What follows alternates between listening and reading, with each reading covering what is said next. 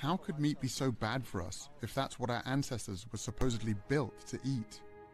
When we think about the diet of early humans, we're often drawn to thinking about meat, but plant foods were more important than the archaeological record gives credit for. The food that could be relied on wherever you were was the plant food.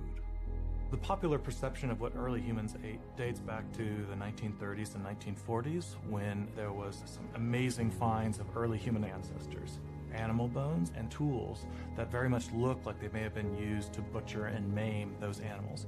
So very early on, we had this notion that meat had a disproportionately larger role in the diet of early human ancestors than it actually did.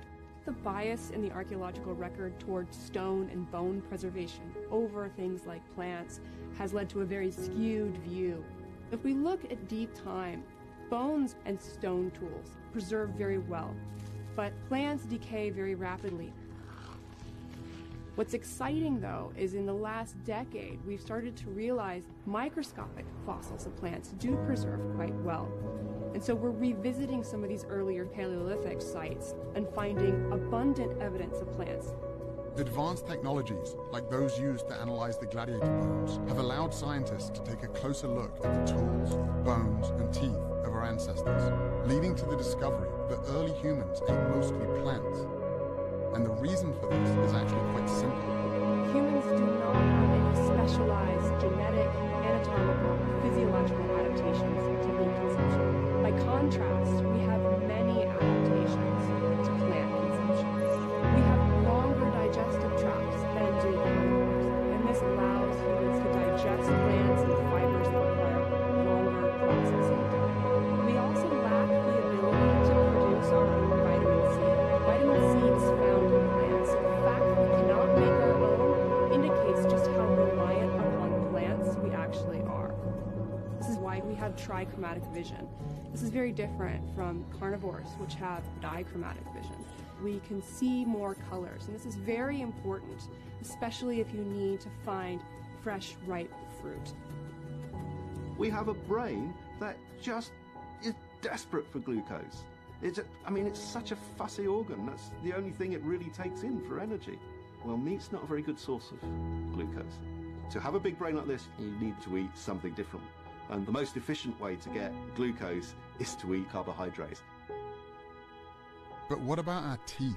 Aren't they proof that we're built to eat meat? In primates, you might think canine teeth are associated with a diet of meat, but they're not. In gorillas, when males want to intimidate other males, they will show the length of their formidable canines. On the other hand, carnivores have distinctive teeth, and they're shaped like scissor blades. They simply shred the meat off and they swallow it. Compare that to the teeth of a human being, square and low cusp for crushing and grinding tough plant tissues. Right there in your own mouth is the best evidence we have for a diet that could not have been meat.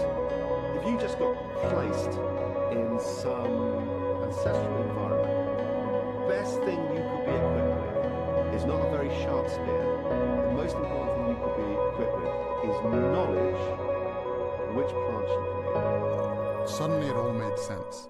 The reason an animal-based diet isn't good for us is because our bodies aren't built for it. It's simply the wrong type of fuel.